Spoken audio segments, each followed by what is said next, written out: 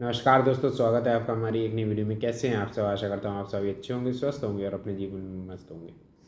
दोस्तों, आज कुछ बदलाव नज़र आ रहा होगा। धन्यवाद। अगर जो है जिन लोगों को ये चीज़ अच्छी लग रही हो तो वो कमेंट बॉक्स में ज़रूर जो है बताएं। खैर, आप लोगों से वीडियो शुरू करने से पहले ये अनुरोध है कि वीडियो को लाइक करके चैनल को सब्सक्राइब ज़रूर कर लें। साथ ही साथ आज का किस्सा कहानी हमारा है बैरन डिस्ट्रिक्ट राजस्थान से। यहाँ पर एक गांव पड़ता है आकाखेड़ी गांव। 26 मार्च 2021 की ये घटना है। सुबह 7 साढ़े 7 बजे का वक्त हो रहा था और एक घर में एक लड़का पहुंचता है जिसका नाम होता है राजू। राजू के वो चाचा का घर था।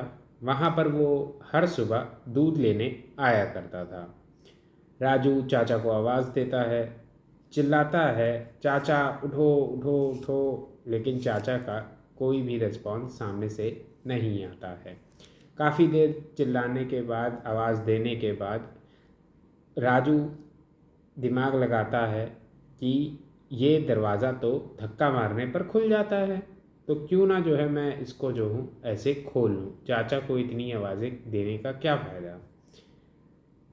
फिर जो है राजू उस दरवाज़े पर धक्का मारता है। जैसे ही धक्का मारता है दरवाज़ा खुल जाता है। अंदर जाता है तो एक बड़ा सा आंगन जैसा होता है और वहाँ पे एक बिस्तर होता है। उस बिस्तर पर कोई सो रहा होता है। जैसे ही राजू पास में जाता है, देखता है कि चाचा वहाँ सो रहे हैं।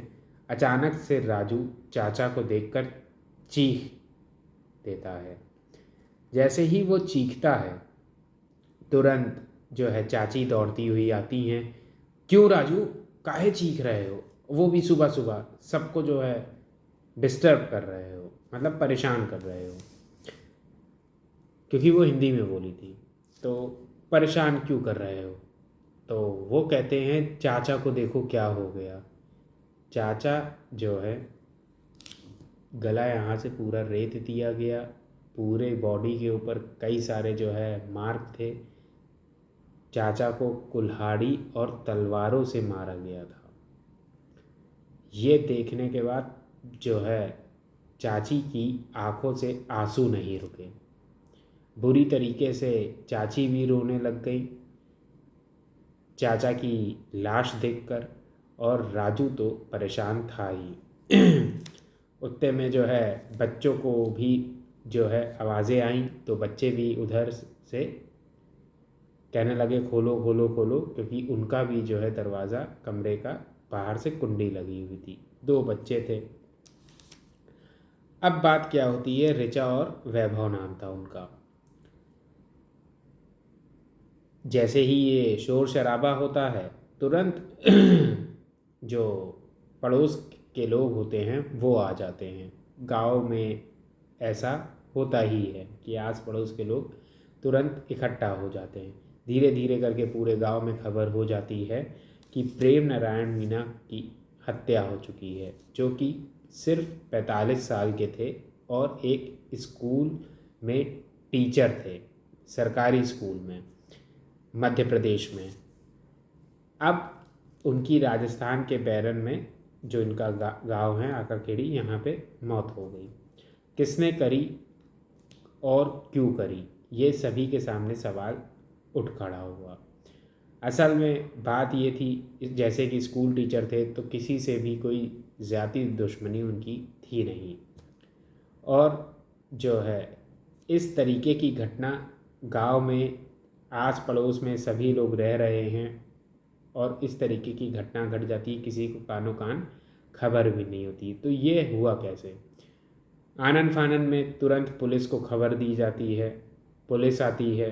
ये मैटर जो है धीरे धीरे करके हाईलाइट होता है। एसपी तक ये खबर पहुंचती है। सीधे ऑर्डर आते हैं ऊपर से कि जल्द से जल्द इस केस को तुम सॉल्व करो। एसएचओ सॉल्व करने की कोशिश करते हैं, तो वो सबसे पहले पूछते हैं कि सबसे पहले लाश किसने देखी। तो ये होता है कि राजू बताता है कि रोज़ की तरह मैं जो हूँ यहाँ पर आया था दूध लेने के लिए। मैंने आवाज़ें दी, फिर दरवाज़ा धक्का मार के खोला। अंदर आता हूँ तो देखता हूँ चाचा के ये हालात हैं। दौड़ती भागती चाची आती हैं, बच्चों के दरवाजे के बाहर कुंडी लगी हुई थी और जो है धीरे धीरे करके गांव वाले सब इकट्ठा हो जाते हैं। मैं सिर्फ इतना जानता हूँ। पुलिस को शक हुआ। अब क्या होता है, रुक्मणी से पूछताछ करी गई। रुक्मणी ने बताया कि कल रात को तो जो है थोड़ी बहसाबाजी हो गई थी मेरी जो है इनसे, और मैं जो हूँ इधर दूसरे कमरे में थी और ये जो है दूसरे कमरे में थे, मतलब ये यहाँ बाहर थे और मैं तो जो है कमरे में थी। उसके बाद क्या हुआ मुझे कुछ नहीं पता। बाहर से किसी के आने के नामो निशान उस समय तक नहीं मिले थे। उत्ते में बच्चों को देखा जाता है, बच्चे मासूम बच्चों से जो है पूछा जाता है कि क्या तुम लोगों ने कुछ देखा। पता चलता है उन्होंने भी कुछ नहीं देखा। लेकिन उत्ते में जो है बच्चों में क्या करती है ऋचा, वो एक चिट्ठी ला कर देती है। वो चिट्ठी बड़ी ही रहस्यमयी चिट्ठी थी। असल में बात ये थी कि प्रेम नारायण मीणा जी की एक बड़ी लड़की थी। उस बड़ी लड़की की 1 साल पहले, साल 2020 की बात है, जब उसकी शादी होने वाली थी। शादी वाले दिन एक घटना घटती है। वो बड़ी ही परेशान हो जाती है। शादी से कुछ दिन पहले भी जो है शादी वाले दिन नहीं, मतलब शादी के कुछ दिन पहले से ही वो बड़ी परेशान थी। अब ये हुआ कि वो परेशान क्यों थी, तो असल में उसने कुछ ऐसी चीज़ें देखी जो कि जो है वो बताना चाहती थी एक इंसान को। वो इंसान और कोई नहीं, उसके पिता ही थे। लेकिन पिता को वो बात बताने में जो है असहज महसूस कर रही थी। उसको ये लगा कि अगर मैं ये बात अपने पिता को बताती हूँ तो बहुत ही दिक्कत हो जाएगी, बहुत ही तकलीफ़ हो जाएगी। तो उसने कहा कि शादी का माहौल है, शादी ना बिगड़े, साथ ही साथ जो है मुझे ये बात भी अपने पिता से कहनी है, तो क्यों ना एक काम करते हैं, चिट्ठी में लिख देते हैं। वो चिट्ठी समय आने पर पिता को पकड़ा दूंगी, मैं धीरे से पकड़ा दूंगी, सभी बातें जो है पूरी हो जाएंगी। आनन फानन में वो चिट्ठी लिखती है। उसके बाद मौके को ढूंढ रही होती है कि पिता को वो पकड़ा दे, लेकिन वो चिट्ठी वो पिता को नहीं पकड़ा पाती है। वो चिट्ठी जो है उसके भाई बहन उठा लेते हैं और अपने पास रख लेते हैं। वो छोटे होते हैं, अनजान होते हैं, अनजाने में वह इस तरीके की हरकत कर बैठते हैं।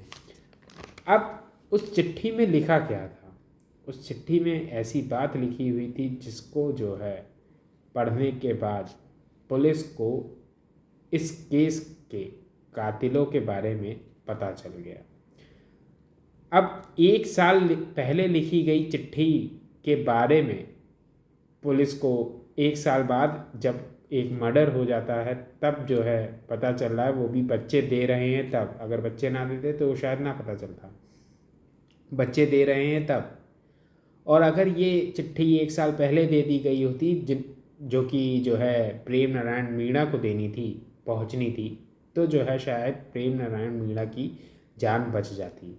तो ऐसा क्या लिखा था उस चिट्ठी में जो है कातिलों तक पहुंचा दिया? और ऐसा क्या लिखा था कि प्रेम नारायण मीणा की हत्या होने से बच सकती थी?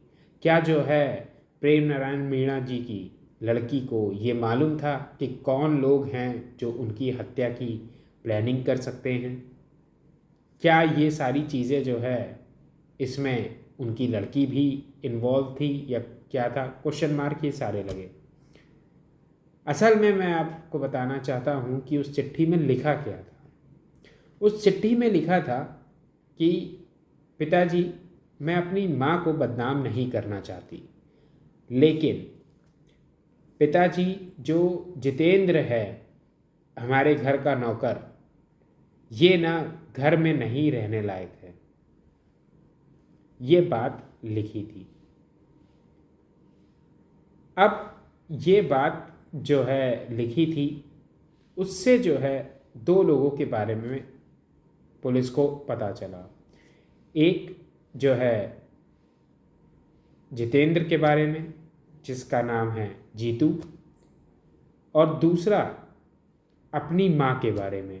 वो लड़की कह रही है कि मैं उनको बदनाम नहीं करना चाहती थी। तो असल में माजरा था क्या? माजरा असल में ये था कि ये जो रुक्मणी है, रुक्मणी इस घर में अकेली रहा करती थी और अपने बच्चों के साथ। ये क्या सरकारी नौकरी करते थे, तो ये मध्य प्रदेश में ही रहा करते थे। वहीं स्कूल में आराम से जो है जीवन में जो है सेवाएं दिया करते थे। अब बात ये होती है कि ये महीने में 2 या 3 दिन के लिए आया करते थे। 2020 में लगता है लॉकडाउन, कोरोना काल था। तब उस समय बात ये होती है कि ये काफ़ी दिनों के लिए यहाँ पर आ जाते हैं। फिर 21 में जो है लॉकडाउन लगता है, फिर काफ़ी दिनों तक रहते हैं। लेकिन उससे पहले ये यहाँ पर नहीं थे, महीने में 2 या 3 दिन आया करते थे। 2019 की ये घटना है जब जितेंद्र इनके घर पर आया। ये हुआ कि इनके पास थोड़ी खेती बाड़ी है और जो है घर द्वार है, तो घर द्वार की रक्षा सुरक्षा के लिए एक नौकर रख लेना चाहिए। तो पैरोलिया का रहने वाला जितेंद्र इनके पास आता है और उसको जो है ये 65,000 रुपये प्रतिवर्ष की सैलरी पर रख लेते हैं। जितेंद्र का खेत देखने का काम था और जो घर के दिन भर के जो कार्य थे उनमें जो है हाथ बटाने का कार्य था।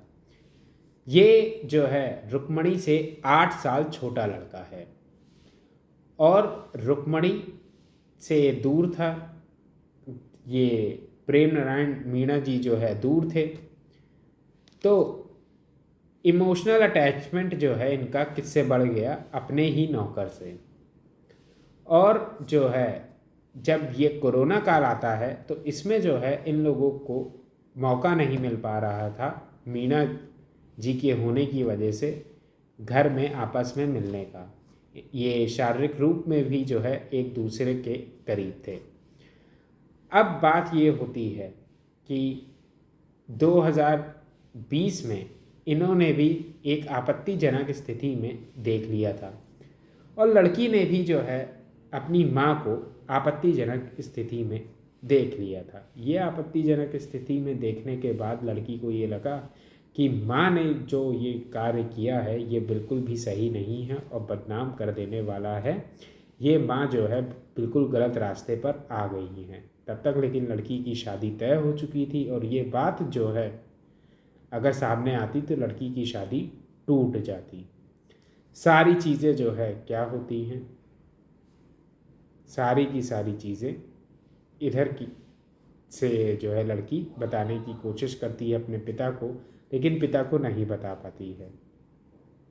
लड़की अपने ससुराल चली जाती है। उसके बाद 2021 का समय फिर से लॉकडाउन लग जाता है और इन लोगों को ये लगता है कि अब हम लोग मिल नहीं पा रहे हैं, क्यों एक काम किया जाए, मीणा जी को जो है रास्ते से हटा दिया जाए। प्लान बनता है रुक्मणी, जितेंद्र और जितेंद्र का दोस्त हंसराज। क्या होता है, 25 मार्च की रात होती है। पहले ही प्लान बन चुका है कि तुम जो है दूसरे कमरे में रहना, बच्चों को जो है सुला के उनके दरवाजे में कुंडी लगा देना और इसको बाहर रखना। जानबूझकर जो है रुक्मणी प्रेम नारायण जी से जो है लड़ती हैं। लड़ने के बाद जो है दूसरे कमरे में जाकर सो जाती हैं।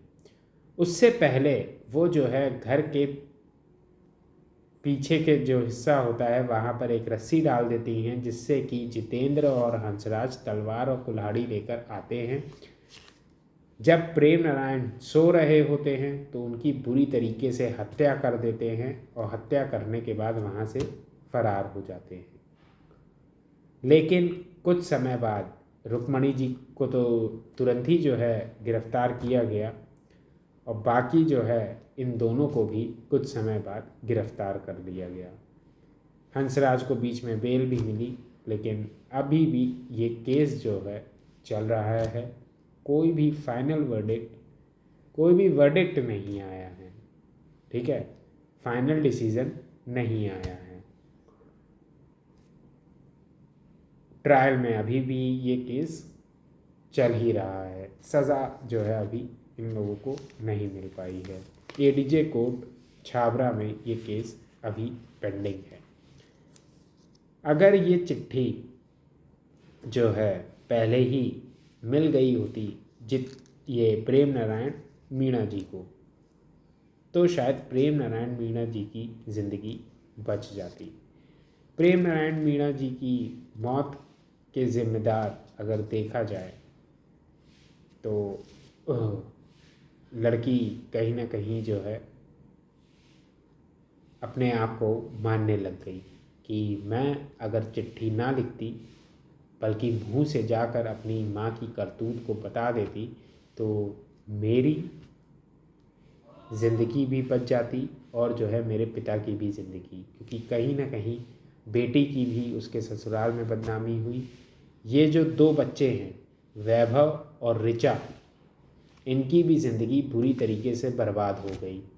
माँ जेल पहुंच गई, पिता जो है इस दुनिया से चले गए, और बहन जो है ससुराल में है। तो इन दोनों की भी ज़िंदगी बर्बाद हो गई, और करने वाली सिर्फ एक महिला जिसका नाम है रुक्मणी। समाज किधर की ओर बढ़ रहा है ये सब आप लोग सभी लोग समझदार हैं। बाकी वीडियो अगर आप सभी लोगों को कहानी इन्फॉर्मेटिव लगी हो और चीज़ें पसंद आई हो तो मेरा आपसे ये अनुरोध है कि वीडियो को लाइक करके चैनल को सब्सक्राइब ज़रूर करें। ऐसे ही इन्फॉर्मेटिव कंटेंट को मैं आप सभी के सामने प्रस्तुत करता रहूँगा। उम्मीद यही है कि आप अपने जीवन में कुछ अच्छा कर रहे होंगे और बेहतर की ओर आगे बढ़ रहे होंगे। मिलेंगे दोस्तों नई वीडियो में किस्सा और कहानी के साथ। तब तक अपना और अपनों का ध्यान रखिए, खुश रहिए, अच्छा खाइए, अच्छा पहनिए और अच्छी तरीके से रहिए। जीवन में खुशी जो है आपका क्या रहे, गहना रहे, यही मेरी जो है ऊपर वाले से प्रार्थना है। मिलेंगे दोस्तों अब अगली वीडियो में, तब तक के लिए नमस्कार।